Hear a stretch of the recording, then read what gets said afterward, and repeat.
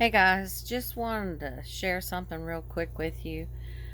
Reading today in the book of Psalms, chapter 78, and this psalm is going over when the Israelites were in Egypt and all the miracles that God did for them, and even when they were supposed to go in the promised land and they didn't go because they didn't believe they could take the land, but God did some great miracles for them to bring them out of Egypt. And they saw the Red Sea part, they had manna from heaven fall down, they had water come out of a rock, they had quail fall to the ground, but yet they kept on complaining and coming against God over and over. And this I wanted to read with you. Start with verse 38. But he being full, and this is talking about God, but he being full of compassion forgave their iniquity and did not destroy them.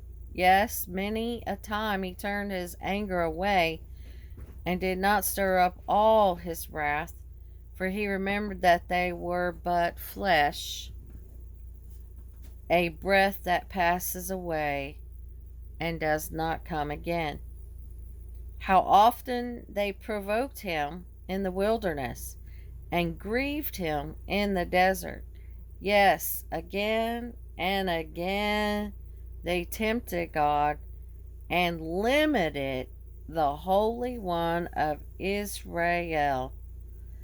They did not remember his power, the day when he redeemed them from the enemy, when he worked his signs in Egypt and his wonders in the field of Zoan. So, my question to you is, are you limiting God in your life? We have been limiting God because uh, we've grown up in a world where we believe in, some, not all people, but more and more these days, believe in witchcraft. They believe in in Satan and his power and authority, but they don't want to choose to believe that God has power and God's the one who created everything. And these stories are not just stories; they're real. I could tell you countless um, things that God has done in my life that was miraculous. And like I said the other day, we need to remember those times when we're going through times in our life that are so pressing that the enemy keeps us so hard pressed that we start to think that we're not going to get out of it. God doesn't care about us or whatever. Um, don't put limits on God. Get outside of the box. Even the church has kept us in a box. And God, it has all power and authority. All power and authority was given to Christ, and He gave it to us. He gave it back to us, so to speak, because Adam lost it. So He gave it over to Satan. There is no limits on God. And it makes God angry when we don't believe His word. There's nothing that He can't do in your life. Absolutely nothing that He can't do. Now, I am going to say this. The past 3 days, my husband and I began to pray because we are getting stronger and stronger in our faith, believing what the word says and going outside of the box, because Jesus said we'd do greater works. So we've been praying that the airplanes that are flooding the earth with these chemtrails, that the nozzles and stuff break down, and it breaks down and it can't happen. And we've been praying it every single day. And guess what? We've had This is our third day of beautiful sunshine here where we live, and haven't seen any planes spraying chemtrails.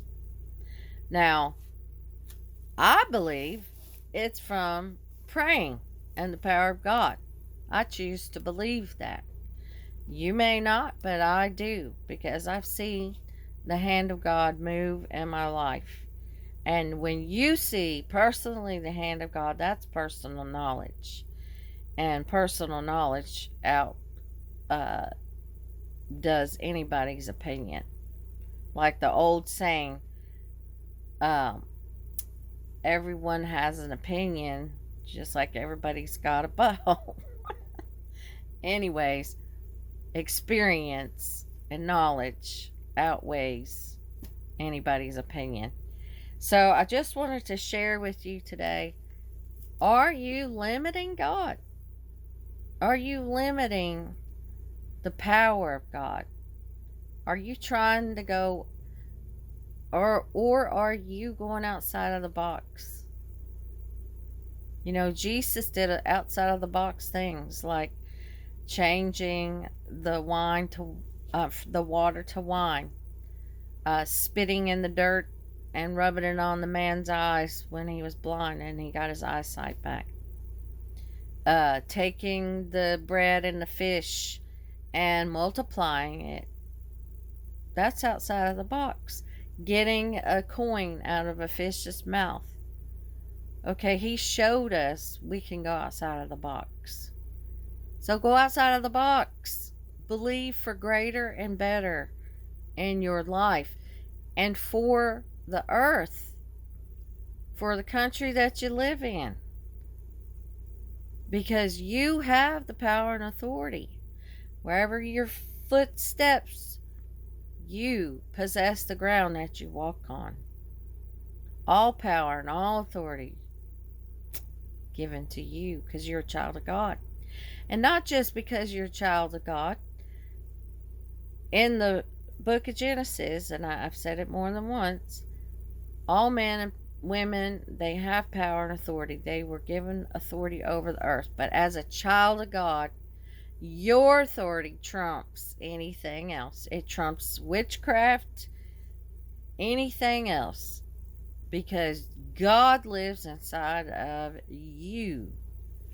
So y'all be blessed today and just think about it. Bye-bye.